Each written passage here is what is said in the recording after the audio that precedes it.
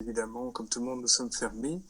Et on respecte évidemment ce choix-là. Par contre, il y a un système qui a été mis en place d'autorisation de déplacement pour venir chercher des commandes. Donc il suffit de cocher la case à chaque première nécessité et c'est tout à fait autorisé pour les clients qui vont chercher leurs commandes. Donc suite à ça, nous avons été réactifs et nous avons mis en place un système on va appeler ça du mail and collect, c'est-à-dire qu'il suffit de nous dire est-ce que vous avez telle bande dessinée en stock pour pouvoir effectivement répondre et vous dire oui, nous l'avons et se donner un rendez-vous.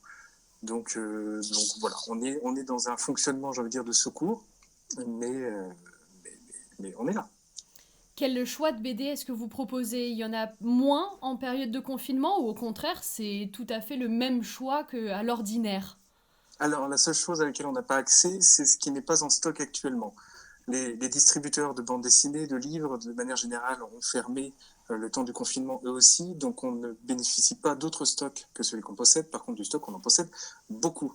Beaucoup, c'est-à-dire qu'on a à peu près 17 000 références différentes en stock à l'heure actuelle. Donc on a quand même une vraie capacité à proposer du choix, mais ça se limite effectivement à ce choix-là à l'heure actuelle. Ce système de commande, il est vital pour vous, pour la survie de BD Fugancy? Euh, je, on va dire que ça va pas nous sauver, mais tout est important. Là, dans un premier temps, on se dit pas que ça va sauver la librairie, loin de là. Et d'ailleurs, il faudra des mois, peut-être même des années pour se remettre de cette situation, si on s'en remet.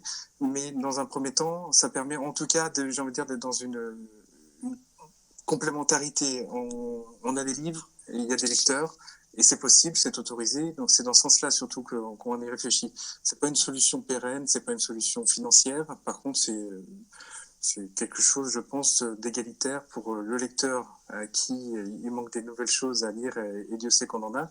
Et puis bah, nous, cette capacité à transmettre, j'ai même fait des conseils par téléphone, ça m'a fait du bien. Ça m'a tellement fait du bien de pouvoir reconseiller de la bande dessinée, ça me manque tellement. Donc voilà, se revoir un petit peu, reparler, échanger, et puis à nouveau rendre de la lecture accessible. La culture finalement ne s'arrête pas pendant le confinement. Ah bah non, même je pense qu'elle est plus essentielle que jamais. C'est celui qui n'a pas accès à la culture depuis chez lui en plein confinement.